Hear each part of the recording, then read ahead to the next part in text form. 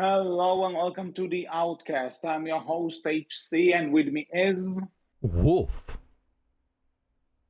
And today we totally planned this to be one day after the second volume of the season came out. Totally.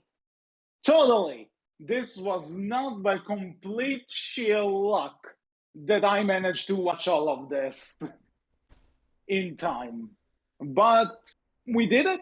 We watched all of it, and now we're here to talk about Stranger Things season 4. And before we delve into this season, I think it's only kind of fair to state our thoughts on the previous seasons. Personally, I love season 1 of Stranger Things. I really enjoyed it when it came out, and I still think it's a good piece of television. Mm. Season 2, I also think is great. Not as good as the first one because some plot points in it felt a bit eh, Mm. but I still think it was a good sequel.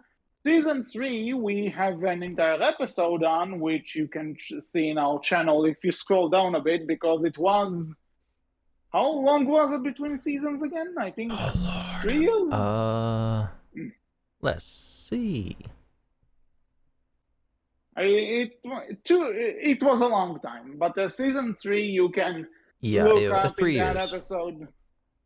Yeah, but season 3 I wasn't that big a fan of. Like, it's not terrible, but it was easily the weakest season in my opinion.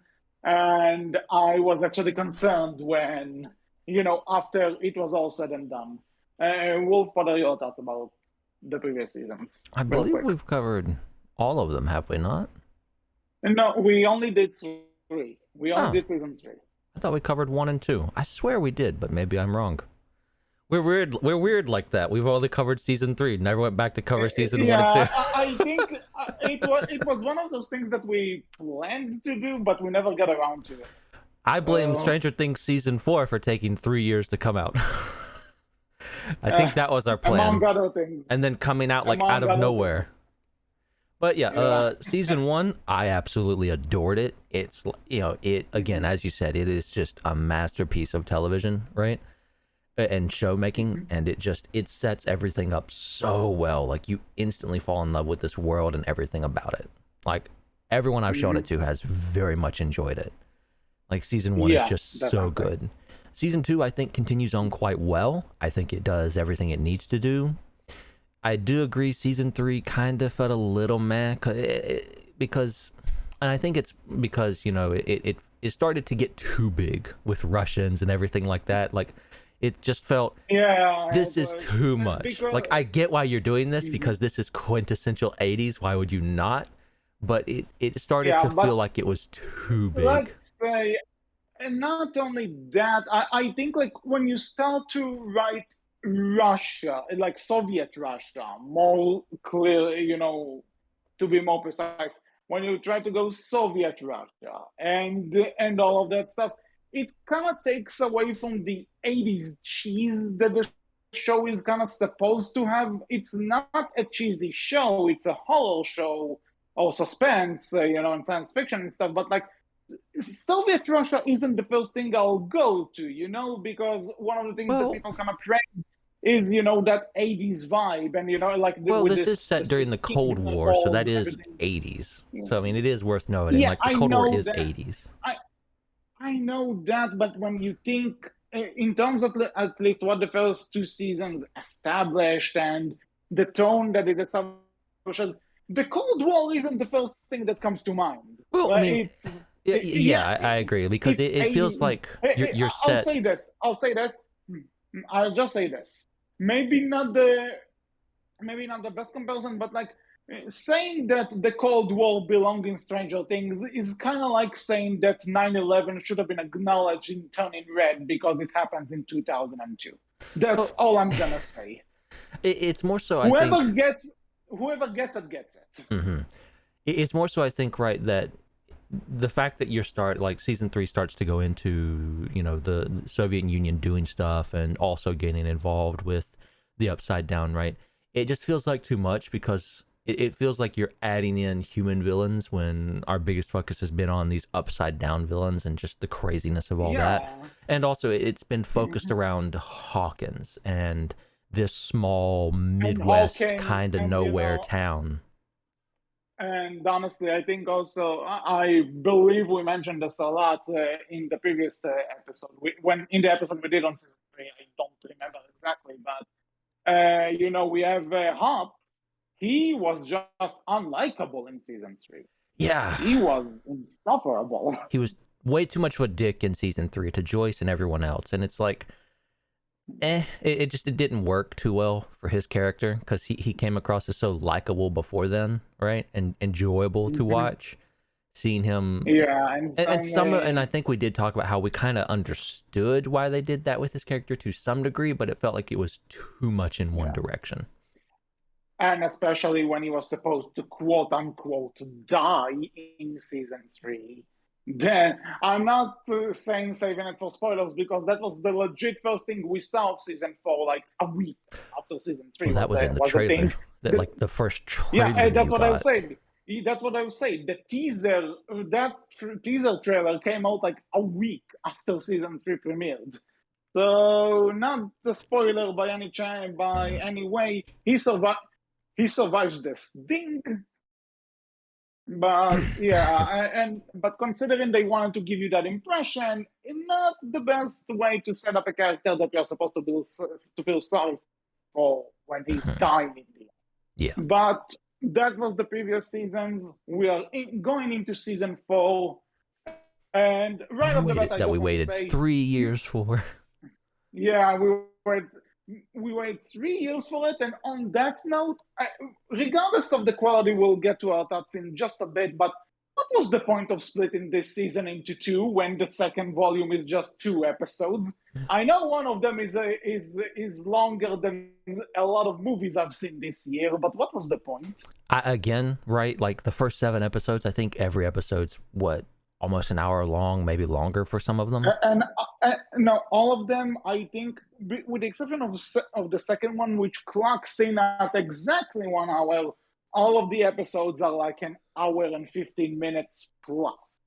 Okay. Like the episode 8 is like an hour and 40 minutes. Episode 8 is an hour 40, and episode 9 is 2 hours 20. Episode 9 is 2.5 hours. Like for the record, the season finale is almost as long as the first Harry Potter movie. Let that sink in. But it's also way better. But debatable in a lot of ways. But I don't think so. But I will say, the only thing I know is the Duffer Brothers themselves came out and said, like, we split it up because we felt the last 2 episodes were too long for people to watch, and so we wanted to split it up. It's a weird reason, but it's what they did. I don't get it. It's a weird reason people sitting around for, let's say, 8 hours. That's fine, but pushing it to 12, no. This is where we stop. It's not like the show still requires a huge amount of viewing time, regardless. So I really don't know. But aside from that, actual views on this season, definitely an improvement over season 3.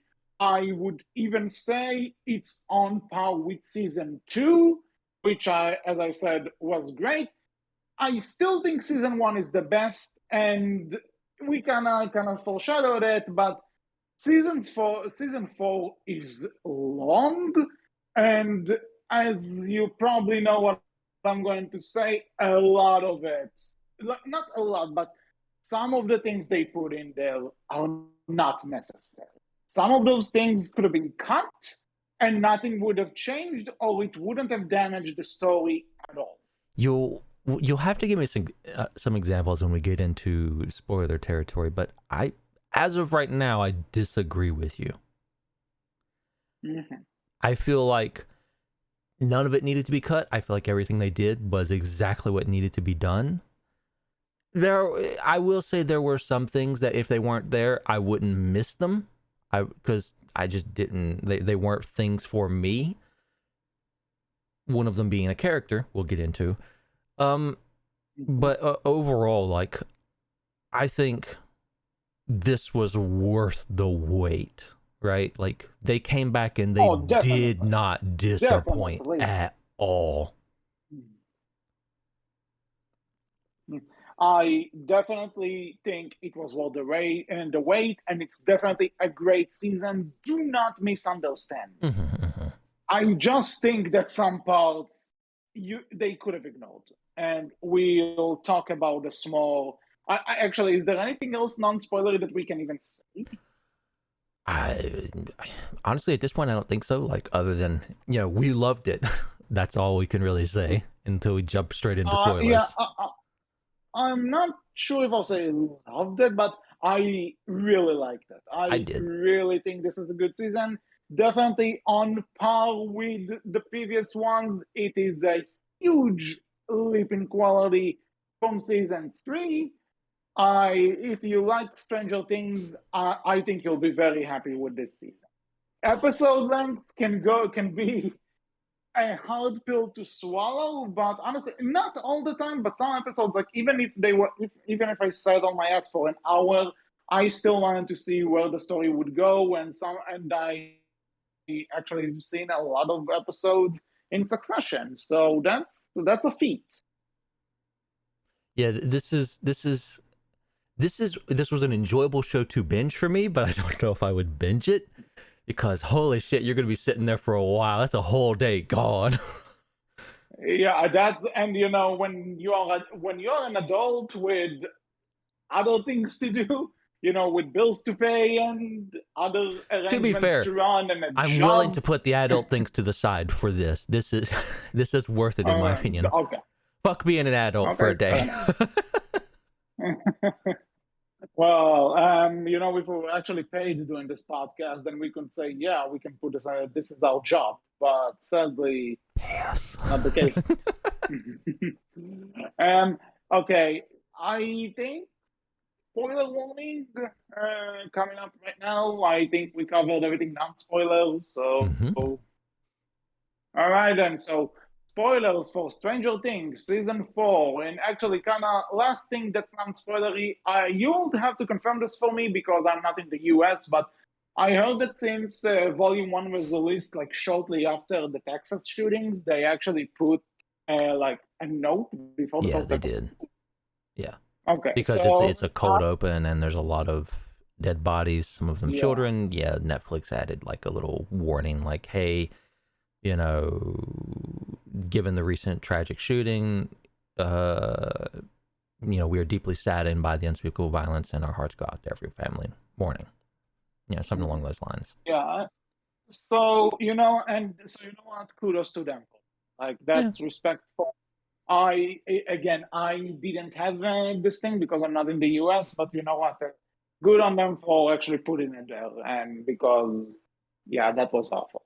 So, spoilers for Stranger Things season 4 in 3, 2, 1. You still here? Good. Everyone leaves. Yeah.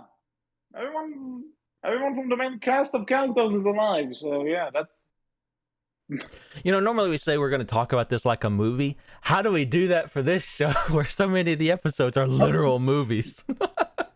Well, that's the thing, though, that we're not going to cover this episode by episode. We're probably gonna jump around between platforms. We are, yeah. So yeah. Okay. The first thing we have to talk about, new character, Eddie Munson. What did you think about him? I liked him. Yeah. I really liked him, and I think this Eddie was like one of the characters that I could see this guy, and I'm like, yeah, he belongs in Stranger Things. I can see him fitting into this show. And I loved him. And I loved his plot and his arc as well. Yeah, because what I like is because he's introduced as like this, you know, crazy dude that is like, you know, maybe way too much into D&D, way too much into the fictional world and stuff. But like, he actually has like legit dramatic moments, which made me feel for him. and he's also useful to to the characters. He's actually helping.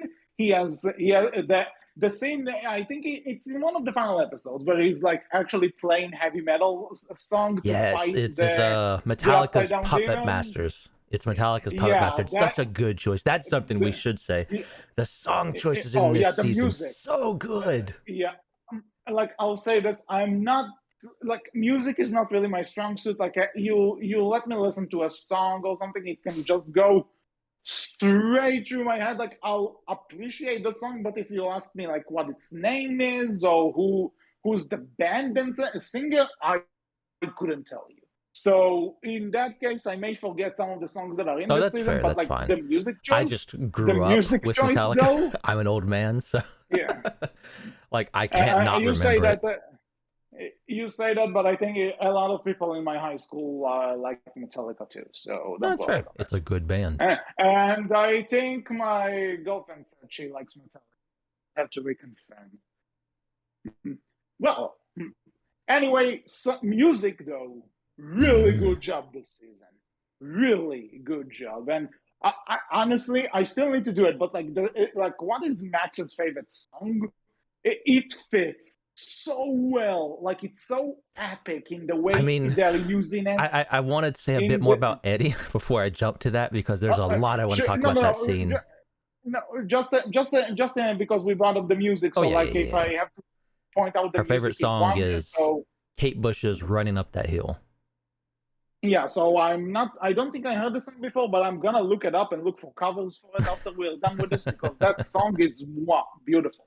It is. It's very So good. yeah, back to Eddie. But Eddie was great. I I have to say, like, I loved how, he cared about, the kids and everything. Like he's this freak, right? He's considered this freak, but he's there to, help out all the other, nerdy kids who maybe don't get a lot of attention or are kind of ostracized and everything, right? Like he's there for them. He's there to help them. He's there to be that guide for them in high school. And I love that about him. He was great in that reason. But you also saw, that he wasn't perfect. He was there when the first person dies in the show, Chrissy, when Yeah, she's possessed and killed, and he it just actually runs. traumatizes him. Yeah. Yeah, it traumatizes him. It changes him. It's like he's a living human being and not a caricature. I love that. But I I love that love he's the fact actually I love the fact that they find him and he's like, all right, I took these kids in, I'm a little bit insane, but I took these kids in to help them out. And he's like, holy shit, you guys are way more insane than I will ever be. What the fuck? There's an upside down, there's a real Vecna. What the fuck are you yeah. on about? Yeah, because and this is one thing that I like because let's be honest, if you were told this kind of shit while you're, you know, while you were kind of processing that a girl died in front of your eyes by floating in the air and having her bones break, To be fair, yeah, after seeing a girl die I that way, would, I'd be a bit more willing to believe them, but I'm still gonna be going, the fuck? No, no, you're fucking with me. You're fucking with me. Like, I saw that yeah, and you're still fucking with me. but still, I think it just shows that again though, just because it's a one weird thing doesn't mean you'll automatically believe like that there's an upside down, like that Yeah, there's yeah. actually like an earth core where demons live and they tried to take over the city before and shit. Mhm. It's not the conclusion you'll necessarily jump into. You know what I mean? Yeah, absolutely. I get you. And like, but I love that he eventually did come around as he saw and understood more. And you see him, like, he becomes a great little part of the group. I loved his and Steve's, like, discussion while they're in the upside down and him telling Steve, like, hey, Dustin, like, worships you. Like, he's so enamored with you. He thinks you're a hero. And I'll admit, like, I was jealous of that. I hated that, right? Like, I couldn't believe it myself, but you're actually not half bad. And I love how, again, Eddie just continuously thinks like, hey, I'm no hero. I'm a coward. I continuously run. That's what I'm best at. That's what I do. But at the very end, right, like you see him, and, because Eddie does die in this, but you see him say like, hey, I didn't run this time. I helped out, right? And it's Dustin there at the Yeah, end of it all. That's actually a scene that was really sad. Like, Mm. because I've seen people kind of joke around it, like, okay, I'm not gonna watch this. I'm just gonna read who dies, and it's like, no, I feel like reading that a character which was introduced this season dies, and like it does Eddie disservice because Eddie was really great, and I I was mean, actually sad to see him seeing go. even seeing like Dustin talk to his dad and tell him like, "Hey, Eddie, he was villainized, but he wasn't a villain. He was Eddie all the way to the end, right? And he died Yeah. for a good reason. He saved people. Like, oh, my dude, you're hurting me." Mhm. And I gotta say, like With Dustin and so many of these kids acted so well this season. Like No, they killed it I in some of their honestly scenes. one thing that's like consistent throughout the entirety of Stranger Things is that these kids know how to act, and Mm. not necessarily they know how to, but like the directors really know how to work with them and how to give them and to get the best out of them. But Just it, I know Millie Bobby Brown is doing things. She was in the Monsterverse films, and mm. I know she's doing a few other things.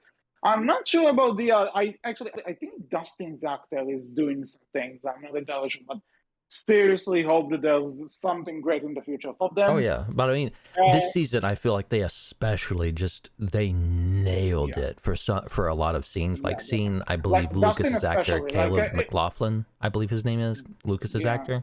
hmm Like some of his yeah. scenes, he nailed hmm it.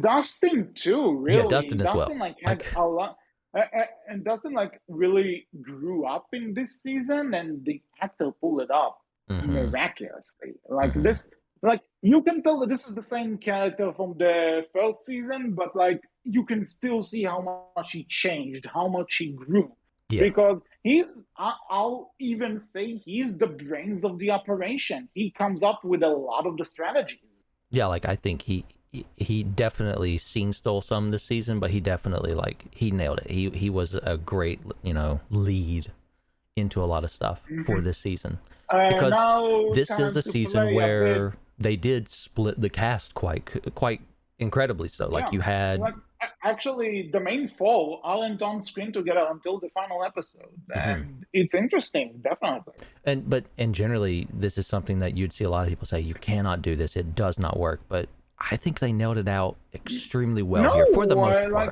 part.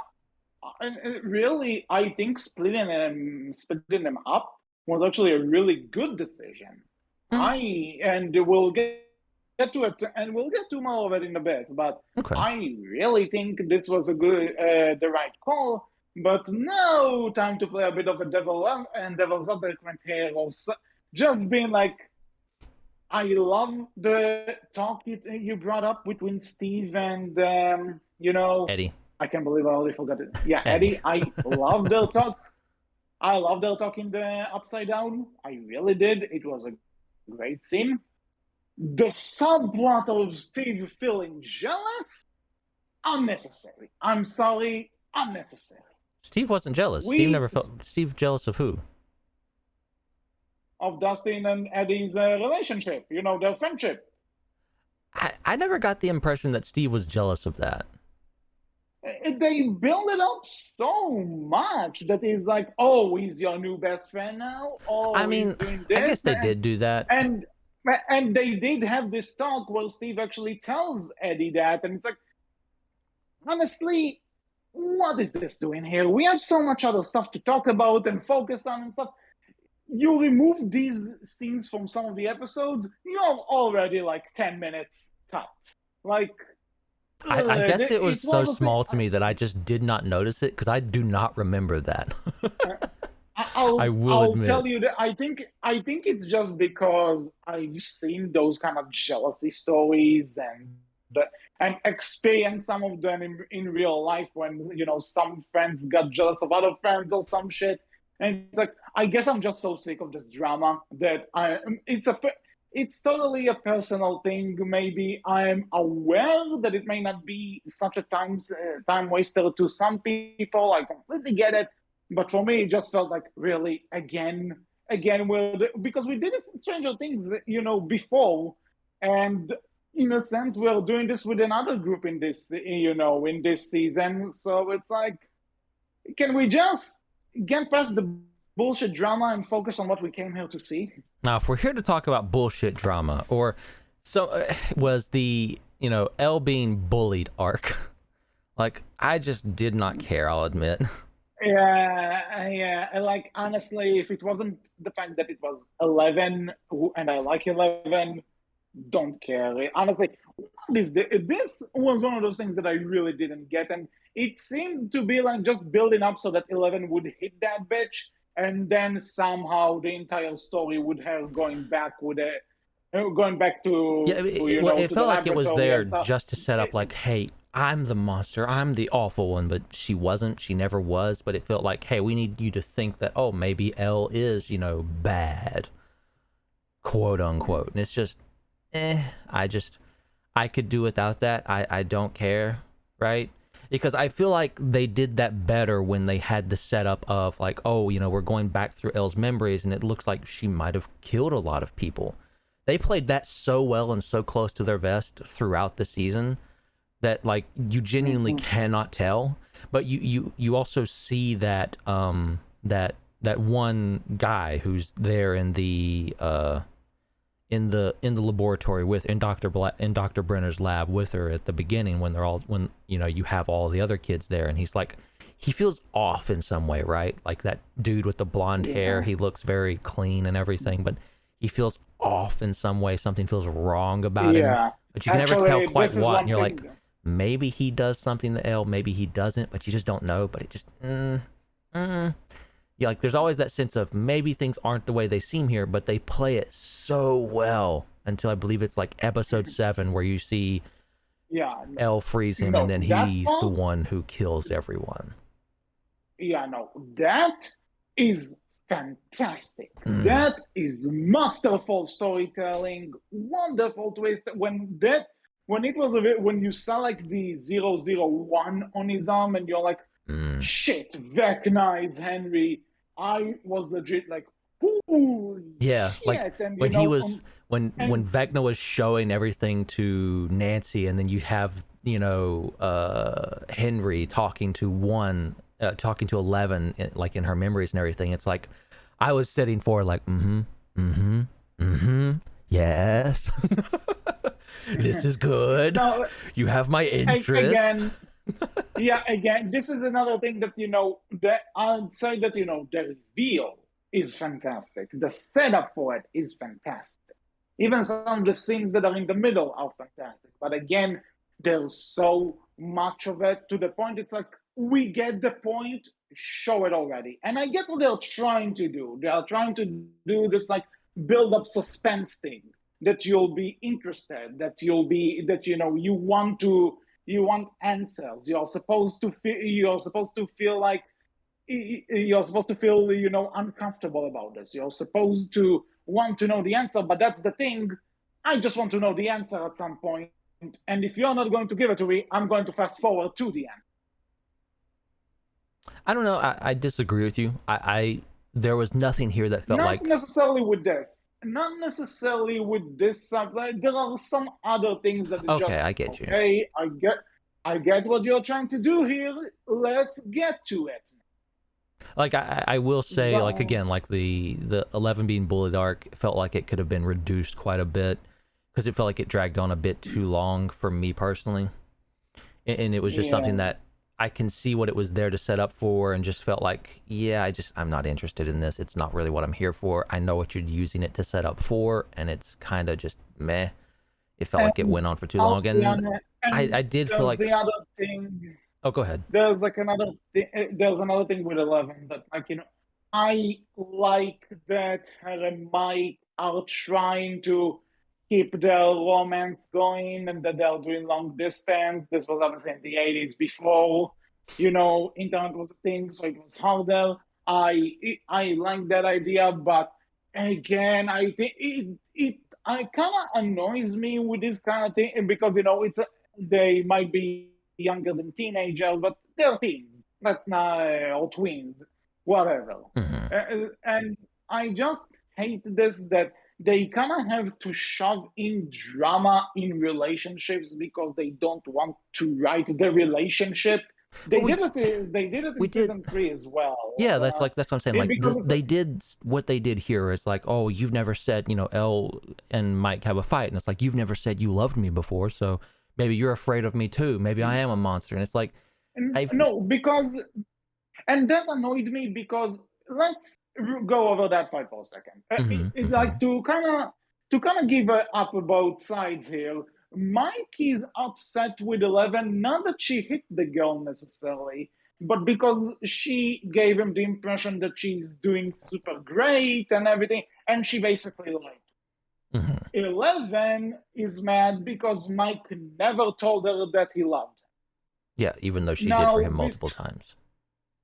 Now, besides the fact, and besides the fact that in any relationship, a line is a much bigger offense than not saying I love you, because not both sides of the relationship are quite there yet at the start.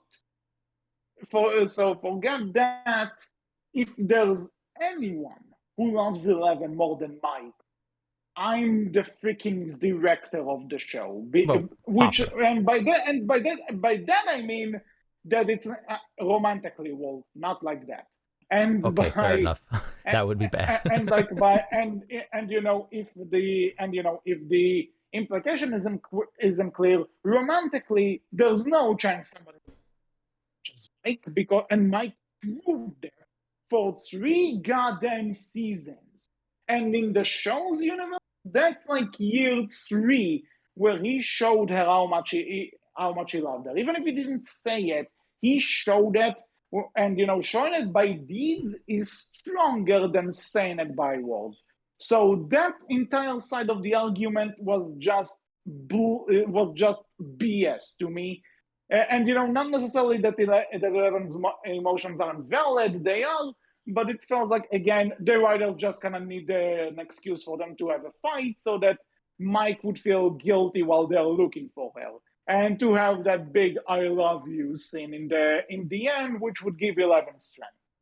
I know this is supposed to reference the 80s, but when you're becoming the 80s cliches and shoving them there because they're 80s cliches, this is where I'm starting to have a problem.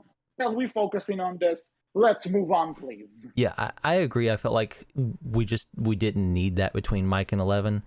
I will say it did give us Will and Mike talking in the back of that van, and poor fucking Will, man, just telling Mike, hey, it was 11 who commissioned this art piece for me and everything, just to try and give Mike some more confidence as he's just terribly breaking down, right? And just like knows that Mike's not going to return his feelings, so he has to just end it. Like, he has to end it for himself there, even if Mike doesn't get it and doesn't understand. Poor Will, man.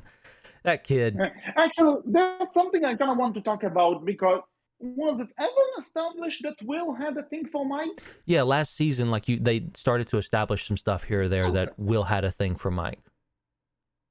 I missed that.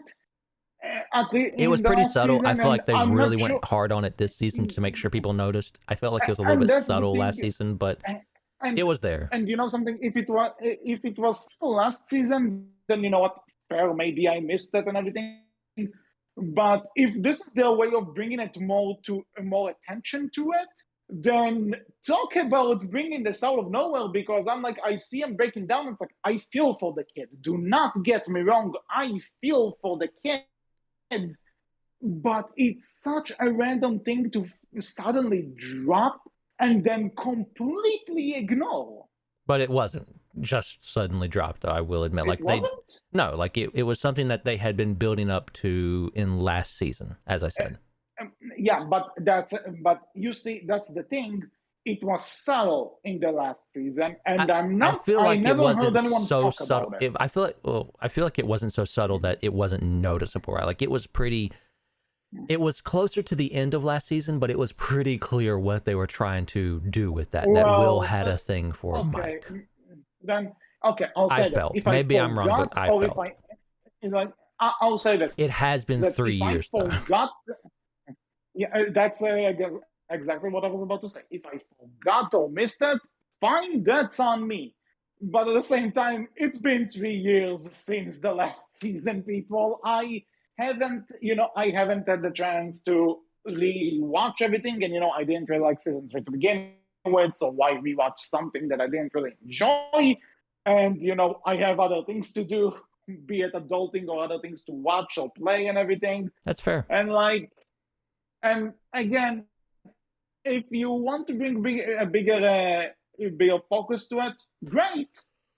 I just think, but again, I'm at least as far as I remember, right? There is a lot to try and remember with this season. But like after that talk in the car, which granted is really effective, I feel for Will. Like I feel sorry for him. Yeah, but like his they never actor really did talked about it great. afterwards.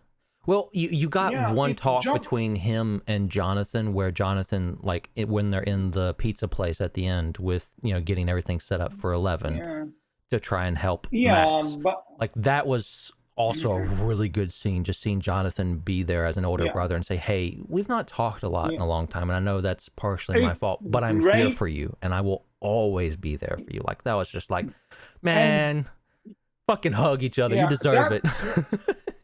that's great, but it also kind of comes down to the fact that at this point, my mind is not focused on that. My mind is focused on one and how they're gonna save Max. I So I think that was maybe well again, placed.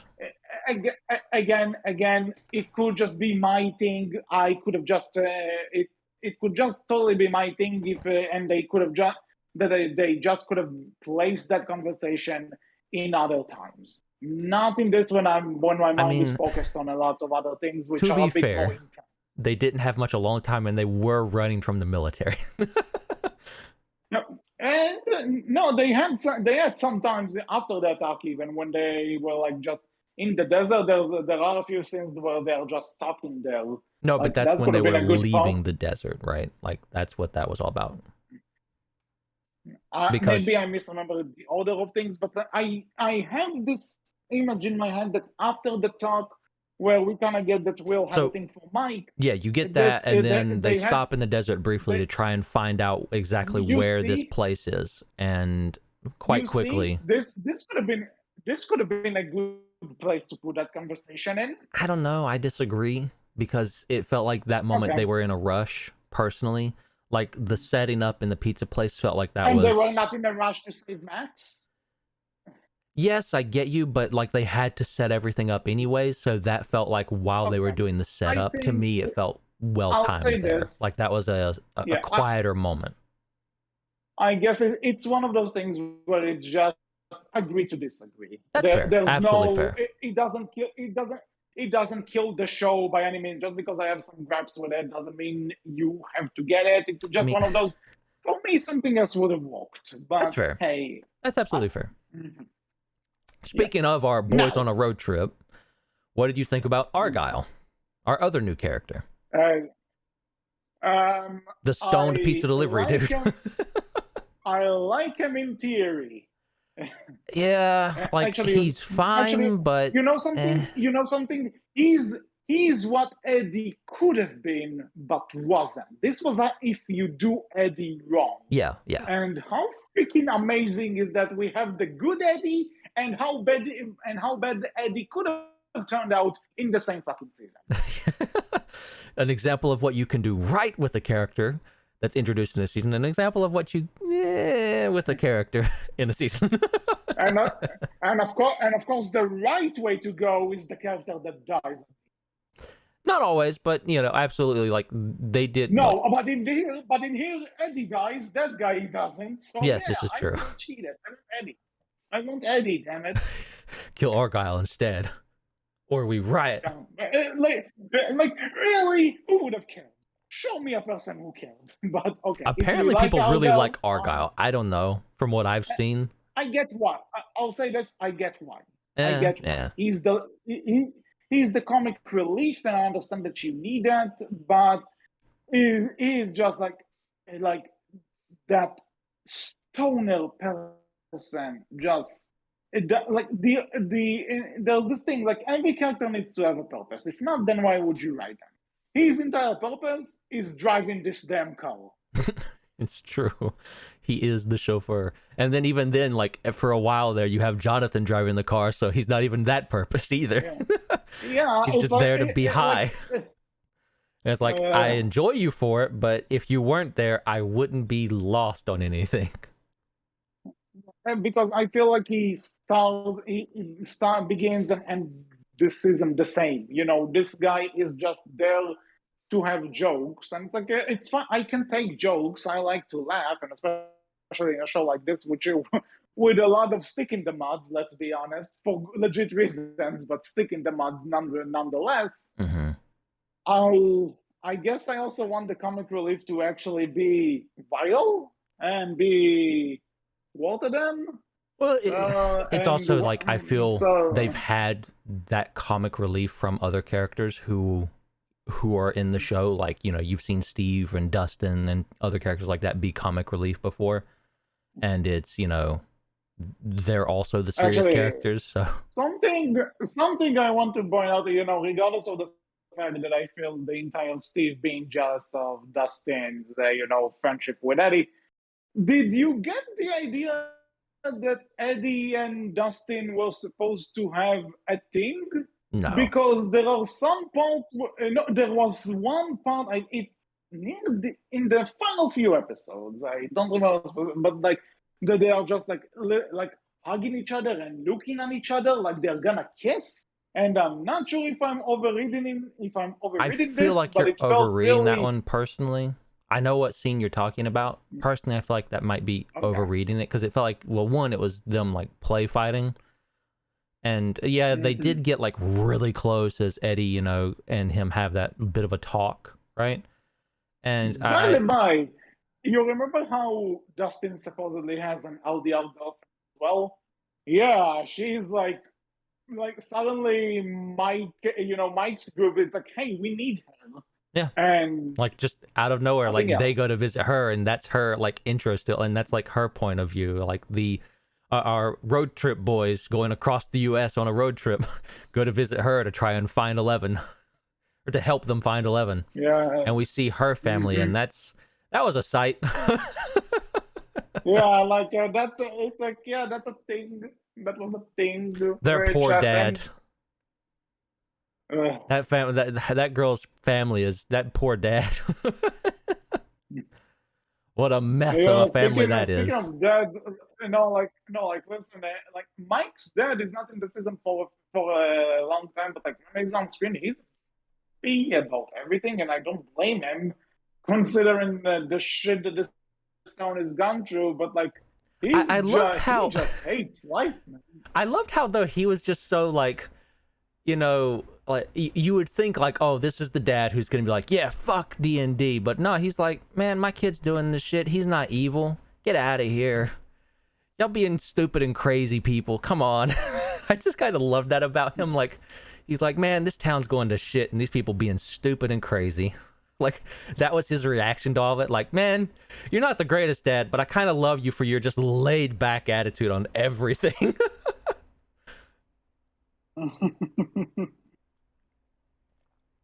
But I'm not saying this is like necessarily a positive or a negative. No. Like, okay, this was a thing.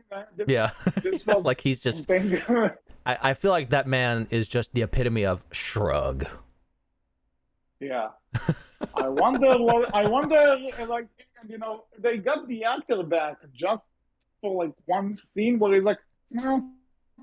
So, he gets very little. Him and his paycheck. Best paycheck ever. Show up to a day on set and be like, and leave. Him and Will's mom, or you know, and all the parents really get like very little screen time this season. But yeah, it's like again, not necessarily to bring this as a point against or not the show, but like I mean, they're not really the. But it's one of the it's a thing that's there, and I felt like commenting on. Yeah, like they're very small comparatively, but I just still love that his dad is the in my opinion the epitome of Shrug. In regards to most everything. But Yeah. we've talked briefly about it. And there's other stuff I think we can talk about as well, but I have to talk about. I think it's my personal favorite scene out of season 4, maybe even out of majority of Stranger Things thus far. Max running away from Vecna or Yes. One to Kate Bush's running up that hill. Like, and when she's in her mind space, when he first attacks her running away from him at that. Holy shit, that scene is so good. Yes, that scene is like peak. And there are a lot of things which are like really impressive cinematography wise, and and like I basically, and also like I'm a sucker for like one shots when not I know they're not always one shots, right? They're doing some editing tricks to make it look like a one shot, but like when you can make something that appears to be one shot and it's like really smooth and flowing and everything, it looks so damn good. And they did this a lot this season, and like I feel like this was the best one though.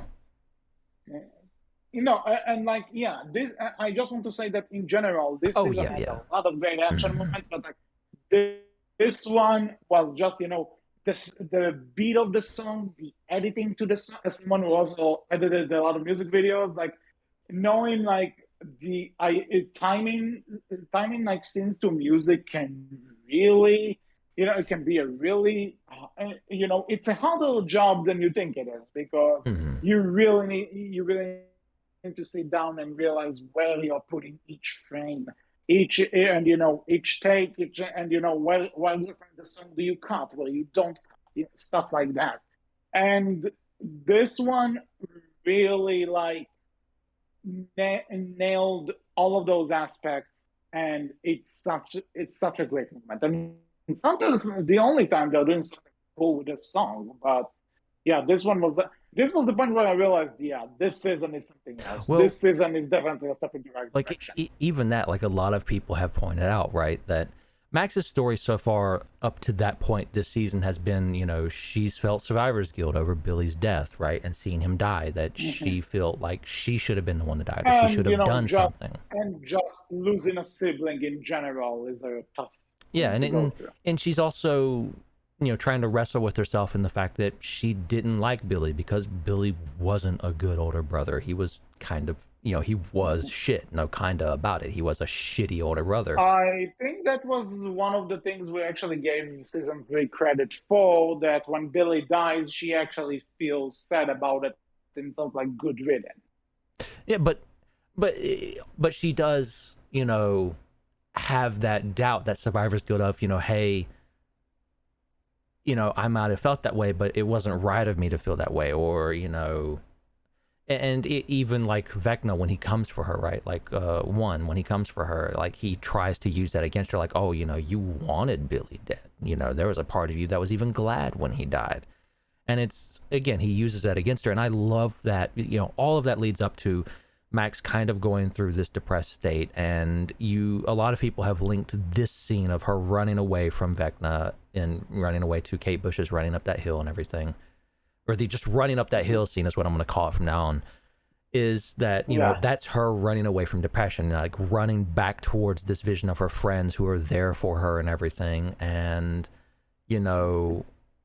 like a lot of people have linked that towards depression, trying to drag her back into those dark thoughts and those even suicidal thoughts, and her running away from it and trying to run to something that's brighter, something that's better. And I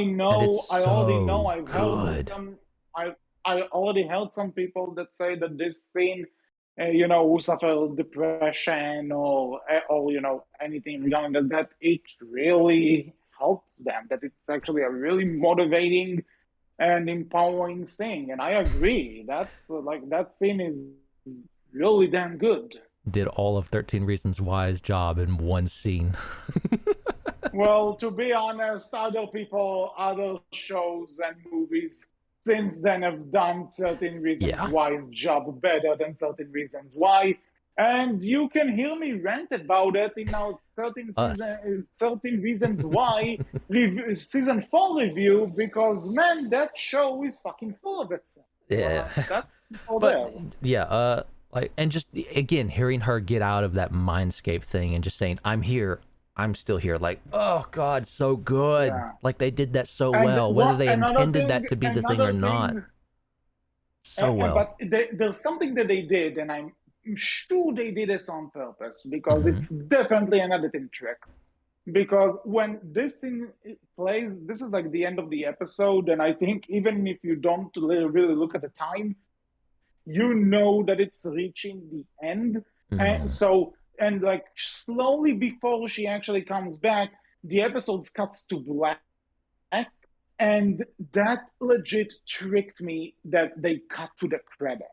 And I know, and it doesn't, obviously it doesn't, because we do see her go back to, and reunite with Dustin and, and Lucas and Steve, Hmm. and then they cut to the credits. But like the way they did this cut to make you feel like it's going for the credits for a second and you're already ready to watch the next episode, it's it's such a small detail, but they still thought about it, and it works. So because I legit had no thinking that I have to watch the other episode, the next episode, to see it. Like I actually had like a moment, but it worked super Mm. well. Yeah. Like this was hands down my favorite scene of this season.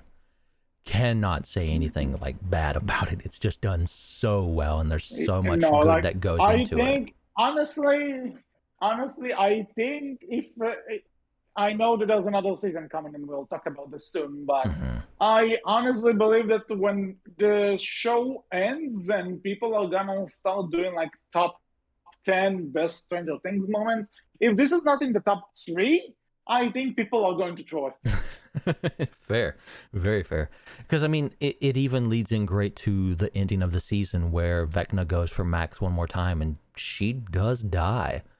And like you see her,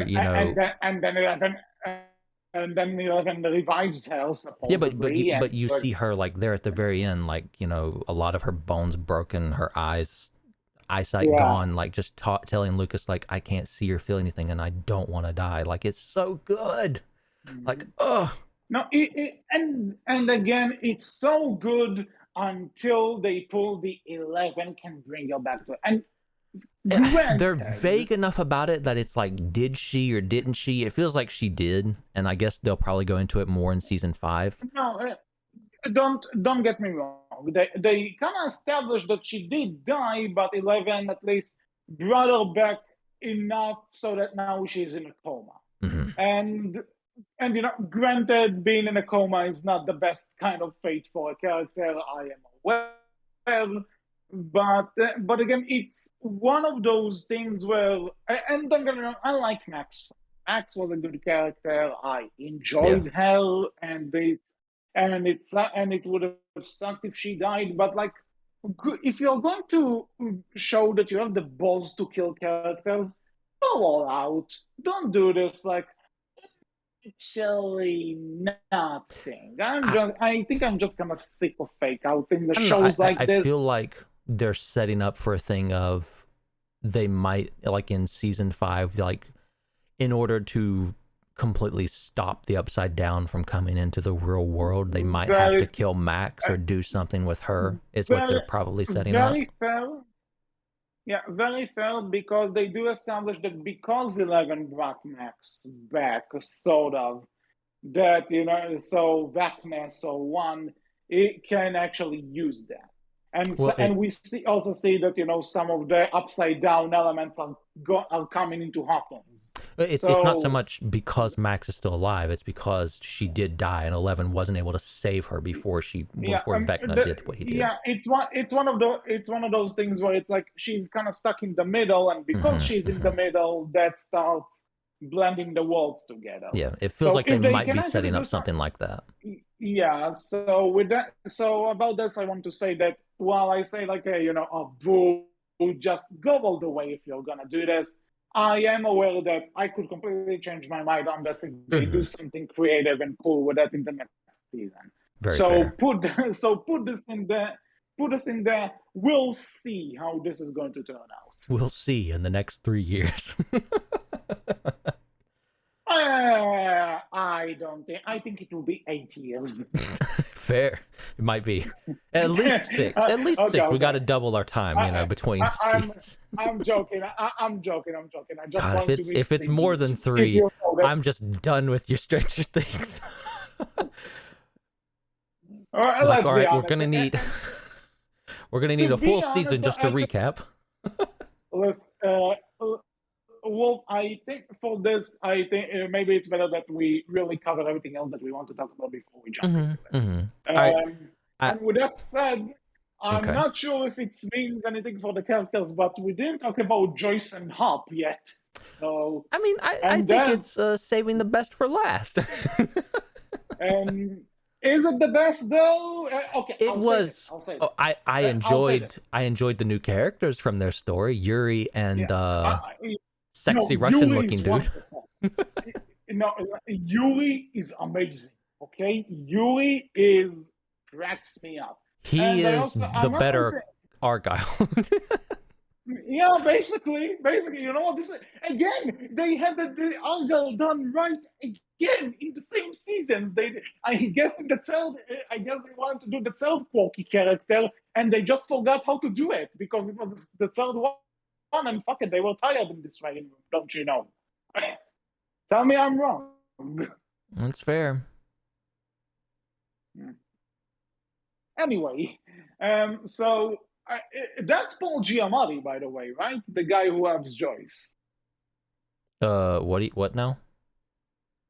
The actor. That's Paul Giamatti, isn't it? Playing who? The guy who helps Joyce. What do you mean? Like who's playing Hopper? No, not Hopper. The guy who flies with Joyce to Russia. Oh, you mean Murray? That dude. Murray. Yes, no, that's not Paul Giamatti. That is Brett Gelman. He looks exactly like Paul Giamatti. I don't know. He looks really similar. That's fair. No offense to the actor, right? But you look like him. If they ever want to do Amazing Spider-Man 3 and Paul Giamatti is too sad that they ripped him off with the Rhino, you could replace him. Just saying. That's fair. Okay. He does look similar in some ways, but no, that is Brett Gelman, I believe his name is. Okay.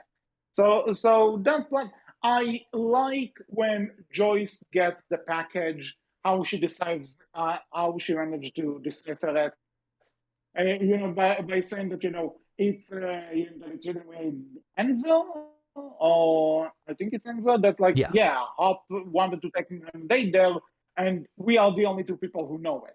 If it's not him, who the hell would it be? Mm-hmm. That's actually clever reasoning. I am not sure what to feel about Joyce just leaving her two boys and technically girl, but hey, so I'm flying to the Soviet Union. Just gone. I like how she tells him, I'm going to Alaska. What for?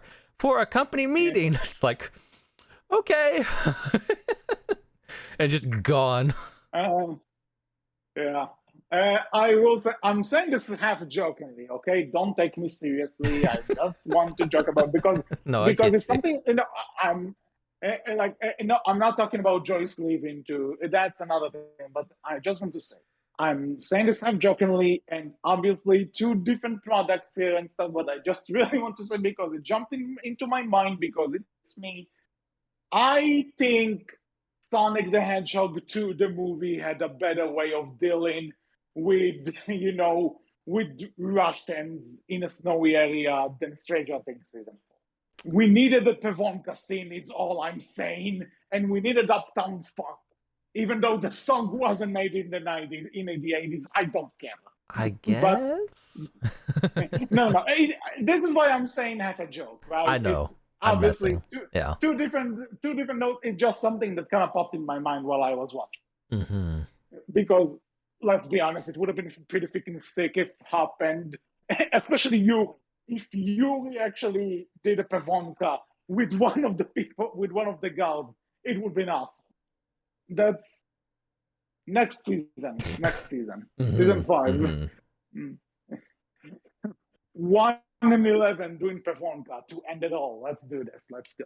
Okay, I'm done. So so I'll say this. Hop got a really good convo with Enzo is the name of the Russian guy. Yeah, Enzo's the one who's not. Enzo's the one who's not crazy. Yeah. By the way, in certain didn't Enzo look a bit like Tom Hardy to you, or is it just me? I think a lot of the fandom calls him the sexy Russian dude for a reason. HC. Oh, okay. Stranger Things season 5, give him a symbiote. All I'm saying. Mm-hmm. Yeah.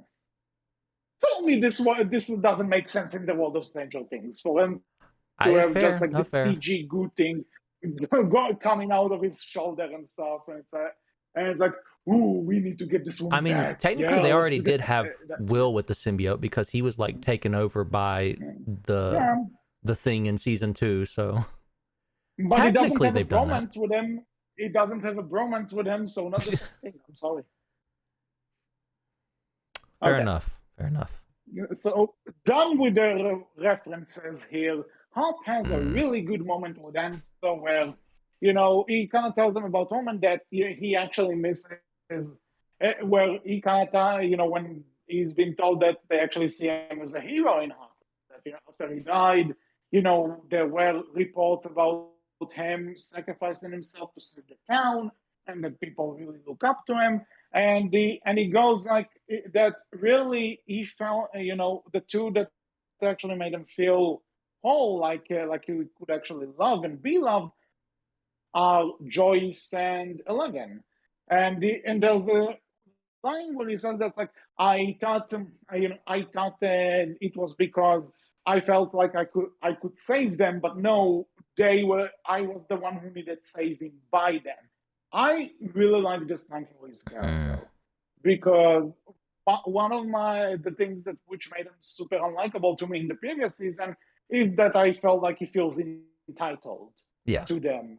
And don't get me wrong, still this line doesn't fix everything right away, but it does delve into his motivations in a way that like, he probably felt like he's doing these people a favor, and because they don't return it, then it means like he's betrayed by them and stuff. And you're actually the one who needs them, and when they are not there, you feel hurt.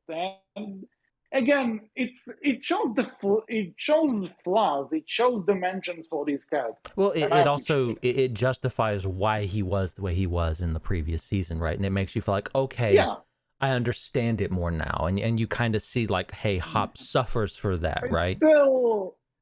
It still doesn't justify it doesn't justify anything, but it puts it into perspective. Yeah, exactly. It gives you that perspective, and that way you can go back and watch that previous season and be like, okay, this makes a lot more sense now. I still don't know if it's good, but it makes a lot more sense now, right? Like it's a well done way to explain that. Had to wait 3 years to get it, but details. Yeah, details indeed. I also like how Hop gets away. That he convinced one of the other walkers to free his chain, and the way he actually blows those soldiers up with dynamite and everything, that was really cool. Oh, I love how Enzo's standing in the background like, the fucking crazy American did it. I gave him 100 to 1 odds. Like him and Enzo, like very well played well off one another, in my opinion. I think, like even when they were fighting, right? They played well off one another.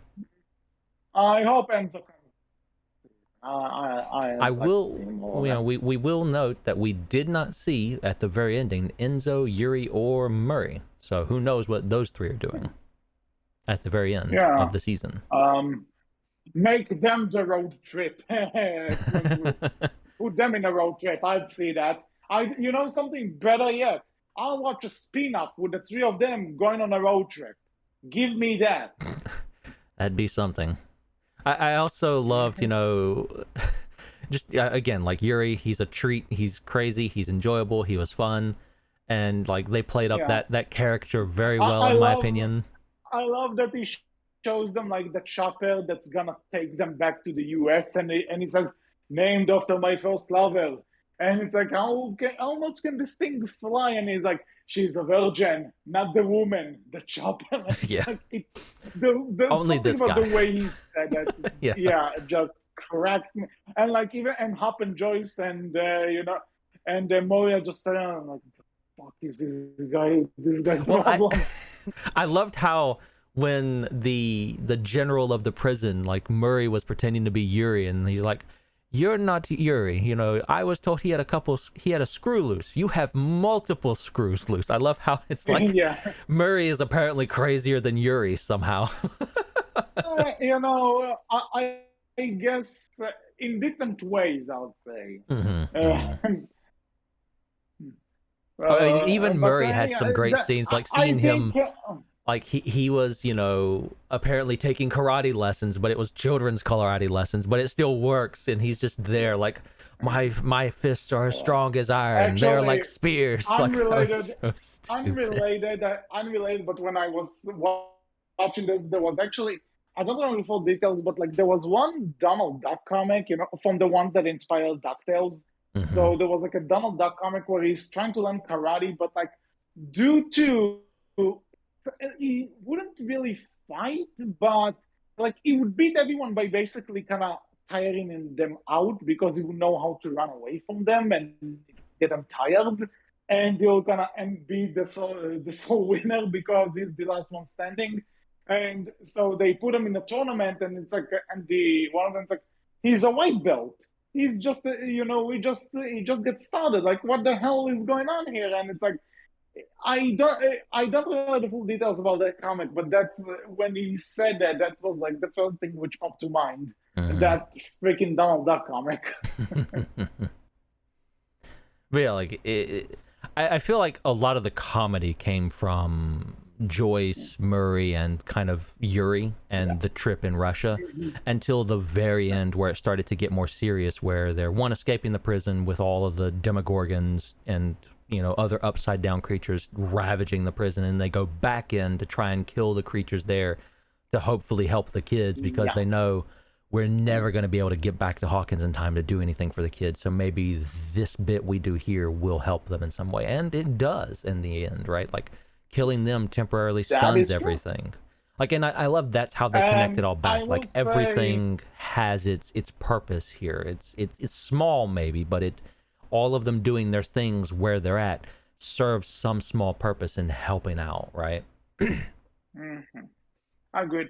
I think again in terms of like kind of cutting up a bit. I think some of the scenes of Hop in jail could have been cut, Yeah. honestly. Like, again, not that it's bad, but We have to you're asking keep for Hop so getting much his of Uncle life. Ira moment, though. We can't get rid of that HC. I, Him exercising yeah, and taking the chains off and exercising in the prison. He has to have his Uncle Ira moment. yeah, but that's the thing. You do this once, I get the point. Let's move on. Well, they only did it You're asking once. for a lot of me, bro. No, but they only gave us the Uncle Ira moment once. It's just then we saw more of his life in the prison, and I agree. We didn't need all of that. We didn't need to see him, going through all the torture multiple times. All right, we didn't need that. All I'm saying is that at some point in the editing room, somebody should have said, "We can cut that." I do still personally feel like nothing felt like super like, yeah, this doesn't need to be here. This feels like wasted time. But there were moments where stuff did start to feel like this is dragging on a bit too much. Maybe we could have cut this down and it would have been fine still, or I would have been fine still personally. At the same time, when I said that something doesn't really necessarily need to be here, then I also think, it drags. And when episodes are this long, and I know that I mentioned this, but it bears repeating because to me, as a consumer, you're asking me for a lot of time to sit down and watch your show. show, and I will give you that time wholeheartedly. But I also need to feel like this time is worth spending, That's fair. a lot of hop in jail and other stuff that we mentioned throughout, they just drag down the overall quality. And when again, I don't see a reason why every episode needs to be above an hour when season one was great television with just 45 minutes for an episode. I You I could have cut it. I still say, right, like to me personally, I never felt like I was bored or that like I felt engrossed the entire time I was watching this, right? I never I felt was like engrossed, but some scenes took me out, that's fair. and That's fair. maybe and keep in mind, I fully admit it. Maybe at some point it's the ADHD talking. I am not sure, but I mean, I still think it's some worth stuff. saying that even if, you had those moments, it's still worth saying that those moments sound like they weren't all that often out of a season that, again, as we've said before, almost every episode, if not every episode, is an hour long or longer, Because right? yeah, because I also just want to point out that when I bring those up, it doesn't change the fact that you heard me gush about this season a lot Mm. in this episode, in this in this podcast, and because at the end of the day, the good stuff outshine the bad. Oh, yeah. I just think one more batch of editing, just a bit more looking into it, could have made this from great to fantastic. Which is As fair. it is now, it's still fantastic, but not all the way there. And I really feel those little moments can eventually drag cut away from this when I'm just tired and I want to move on. And so I don't know. Like, could be meeting. I'm not sure if other people feel the same way or not. No, I mean, It I can think that's totally fair. just Like, be it's going to be different for everybody, right? And some people might agree with you, some people might yeah. not. I don't fully agree with you, but again, it's still fair that you feel that way. Absolutely. Like I said earlier, it's one of those agree to disagree. Yep. It's Yep. not something that's it's not something that you can say is technically flawed or technically great. It's just how you feel about it. Mm-hmm. Mm-hmm. But if I don't like it, I'm gonna talk about it. So That's yeah, fair though. That's fair. cut your show better, the Duffer Brothers. Just okay. Another. So remind me, Mhm. there was that other girl character which was with with Nancy's group, and Oh, and what's her name? yeah. The one that Robin was that Buckley. runs Robin. It's the Robin. Robin. Yes, her name is Robin. Like, I liked her a lot. Even she is like a mood. She was a super mood for me a lot of the time. I I still think though she's not. I like her dialogue, but I feel overall she was she. It's I'm torn because it's a character I really like, but she didn't really do anything important in the I feel grand scheme of like things. I feel like she has a lot of great scenes with other characters, right? Like she has a lot Yeah, of great conversation. Like her and Nancy together was just mwah, beautiful. Like seeing them two yeah. slowly becoming friends. While at first it was just Mm-hmm. this like, oh my god, Nancy's just like it's at first it's just And this Nancy's like, oh yeah, my like god, this when they girl, I hate her. actually She is so annoying. yeah, like there's the scene, when they're trying to see But they that work well together. guy who, yeah, like I forgot the Victor guy's name. Creel is Like, his name. or the, yeah, He's Victor, one's yeah. So father. they are trying to, yeah, they are trying to see one or Henry's father in this case because his dad. So when they're trying to see him, but then like Robin just goes on this rant for like the dean of the place. Hmm. And then when he decides to take them, like they have this moment where they like high five each other. And it's like, yeah, okay, that's cool. I like that. And her and And even Steve have always been Nancy good is like, together too. yeah, her and Steve also play well off each other, and especially because I like it that they set up that these two are not going to be a thing. They are just trying to help each other with their romance problems. And you know what? I like it when we can get a guy and a girl besties in a show Hmm. and not have them fall for each other. Yep. And they can just tip each other. That's like, that's cool. I like this. Agreed. We've not mentioned him much, but we still stand Steve Harrington in this house. He is best bro, No, best no, babysitter, best overall dude. Steve is great.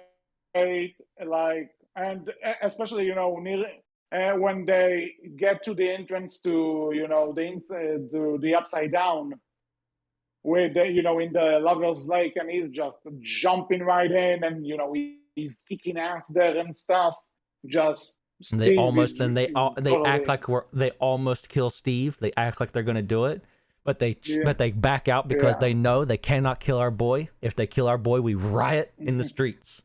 Yeah, and also the other people joining them and trying, and them beating those creatures together. It's like so badass. Like, Hmm. yeah, like again, action is so well done in this season.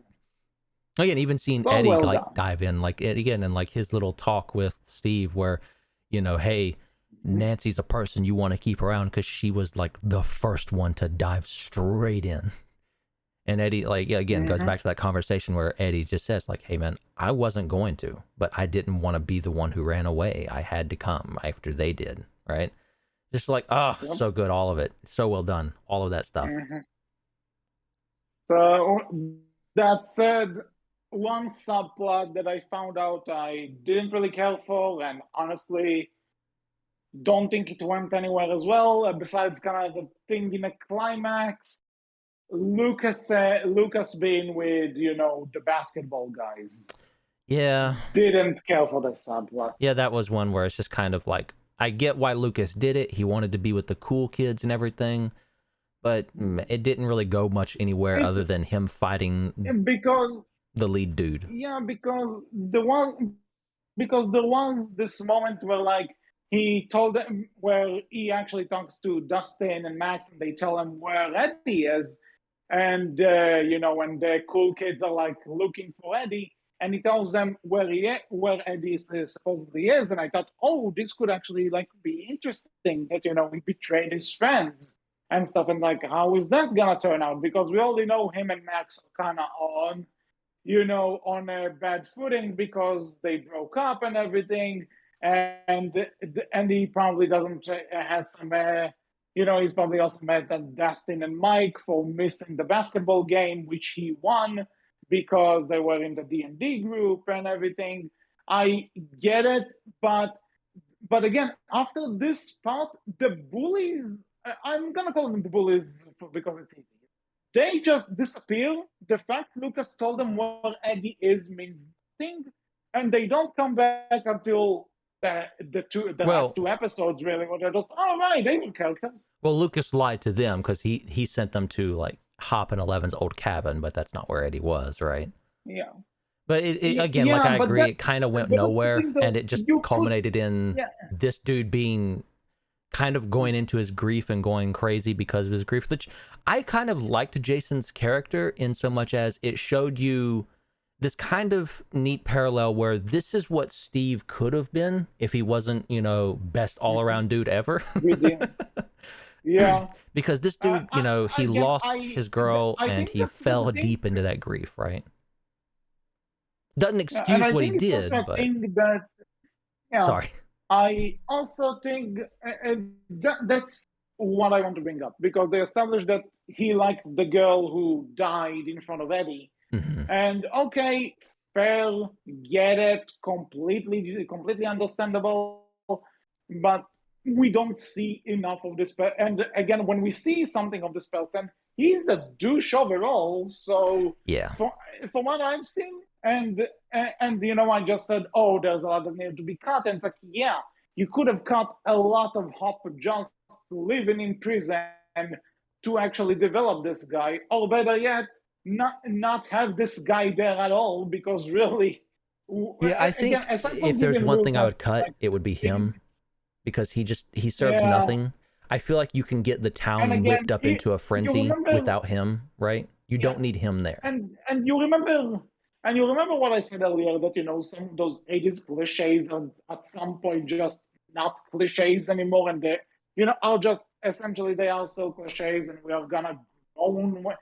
Why did we need like a bully? Why did we need bullies in the like with 11? It can kind of make sense. It's pointless, yeah, but it kind of I mean, connects. for 11, right? Weirdly Like connects, but again, there's a reason there for it. This reason is basically just to have him there to whip up the town into frenzy and kind of get that witch hunt going on. I feel like they could have done that regardless, with or without him. Speaking of which, I think that in dialogue, the town getting riled up and like Hawkins is not safe anymore and everything. I also thought that was kind of pointless. Like it's at least at this stage in the game. That It makes sense feels, though, right? Because like all this shit's going on, right? Hear me out. Yeah, hear me out. Hear me out. Hear me out on this. It makes sense. I'm not saying it doesn't make sense. I just feel, considering where we've been and where we're going, I think it's just not the right place to bring this up because because once you kind of jump into the end here, we see that the upside down is coming into the real world now. I think that would have been the better place to put it, and especially because from what I've heard, season 5 is going to be the last season. I think they played the card a bit too early.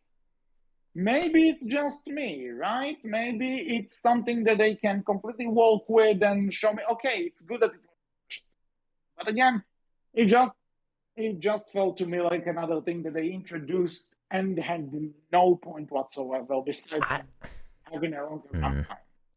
Again, like I feel like season 5 is where we're going to start revealing more, because I mean you can't hide it anymore, right? The upside down, what's happened, right? There's no hiding it anymore And at this that's point. exactly it. So I feel like wouldn't it be more interesting if it was actually a shock to these people, and then people are gonna start questioning things? no, I feel like it's still going to be a Hawks shock came though. back.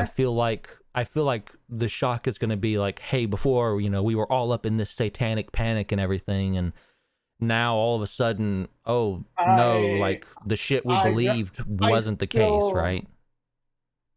I still think they played that card a bit too early.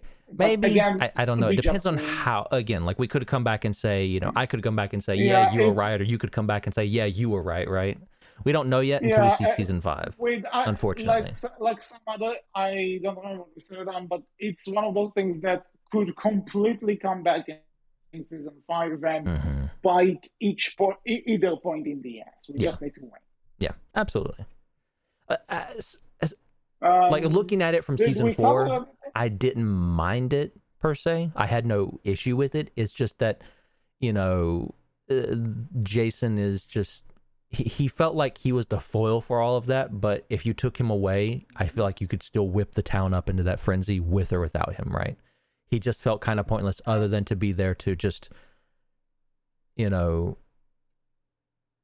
Lucas a thing in the finale. But to me it felt like Lucas's big thing was already achieved in him and Max having their deal and everything, and even hearing Lucas have that, in my opinion, great speech of like, telling Max, hey, I'm sorry I missed that you were hurting and everything, and Max trying to play it off and him be like, no, I missed that. I should have looked harder. I should have noticed this, and I should have been there more. Instead I wasn't. Like, I feel like that was Lucas's great moment. His fight with Jason just felt meh, like it just had to be there. Again, because I think everyone kind of had their own personal demons to face, so like Lucas needed something because he's part of the main show. But anything else to talk over about, or are we just gonna jump into it? There's a lot of stuff here that we've not talked about, right? And I think it's fine. Go watch it. To see a lot of that stuff. There's a lot of great stuff in it. We talked about 11. We talked about 9. I think we covered everything. Yeah, I would say we've covered the majority of it. You know, again, there's small scenes here or there and some big scenes we've not talked about. I'll say Go this watch it. one thing that we didn't really cover. One thing we didn't cover. I like the idea that once the I forgot the name of like Eleven's one of her pop, not the one that picks her up, the one in the lab, which ends up dying. Dr. Brenner. Or oh, you mean Yeah, the no. So Dr. Brenner, are you talking about the one who dies or the one they leave chained up? the one who dies. Yeah, that's Dr. Brenner then. Okay, so Dr. Brenner. I was about to say I like that he died and there was no redemption for him. Like 11 doesn't forgive him. Like, yeah, that was great too. I like that there's that you can finally put a character who doesn't really deserve mercy. It was great that he's there dying, asking her like, please tell me you understand, and she looks away for a bit, looks back down at him, just lays his hand down and just says goodbye, and that's it. Right? It was so good. Yeah.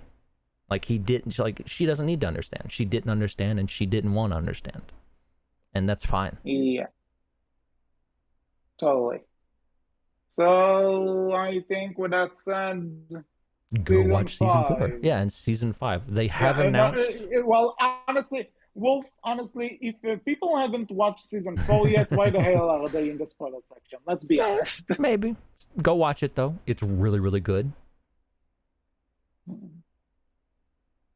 So what are your thoughts? What do you think regarding the next season? Because we're running with a pretty clear cliffhanger. Yeah, we've ended with the idea that apparently the Upside Down is now coming into the real world, and that it seems, according to Will, Vecna is not gone completely. He's still out there. He's hurt, but not dead. So it definitely seems like they're setting up for season 5, which they've already announced, I believe, that they are doing and will be the finale of the show. Because I'm not sure where I read this, but I remember, I think it was either the time between seasons 2 and 3 or a bit before 2. I don't remember exactly, but I remember that they said that season 5 is their end game, that they plan to get to 5 seasons. Mm-hmm.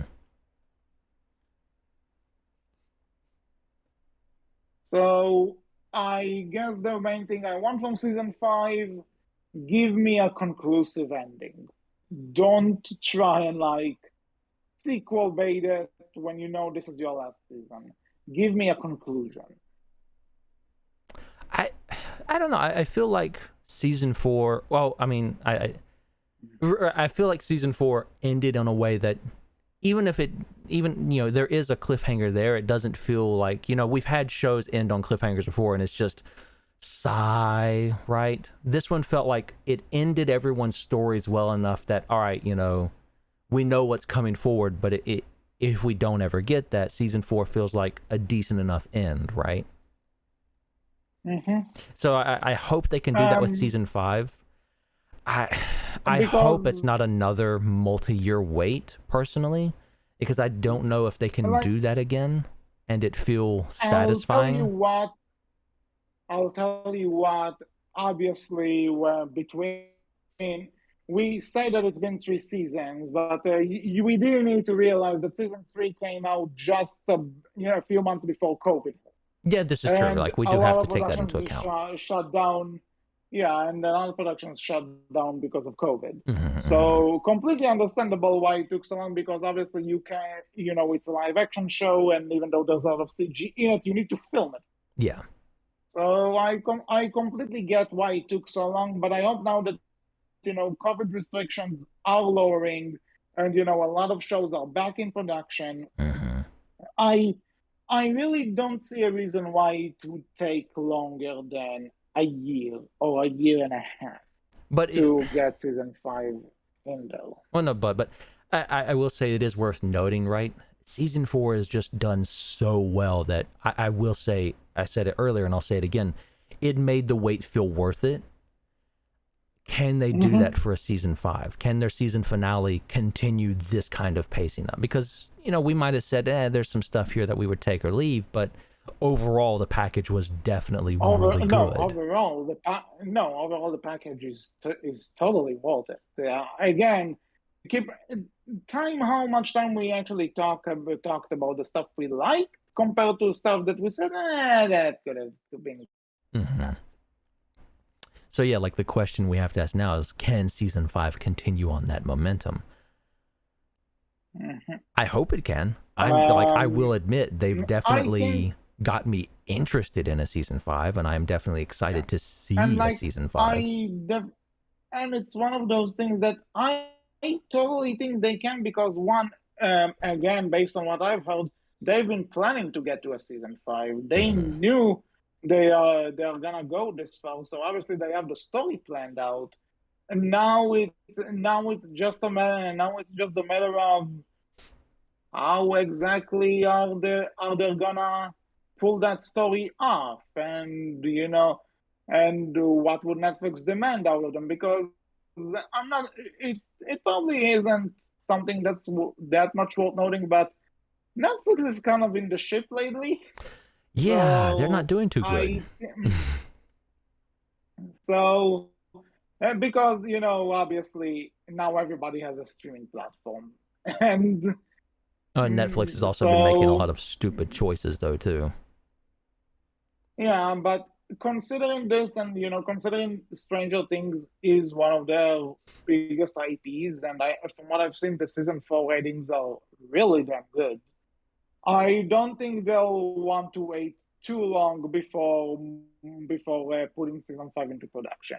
Maybe I'm even willing to assume that they already started writing it once the first volume of this season dropped. I'm willing to bet. Mm-hmm. You agree with me? Great. I mean, yeah, like I there's nothing much to say. Mm-hmm. But overall, really enjoyed season 4. I hope season 5 can live up to this hype, and we'll be here to cover it once it comes out. Indeed. But until then, I guess this is all for this episode of the Outcast. We hope you enjoyed. What are your thoughts about Stranger Things season 4? You can tell us all about it in the comment section below, on our Twitter, which is Berkcast with a capital B, capital C, and on our Tumblr, which is Berkcast Team. So until next time, I was HC. And I was Wolf. And we will see you all next time. Watch out for any upside downs and listen to, that song, which is, I'm sure is going to pick up in popularity after this. We'll talk to you all later. Take care. Bye-bye.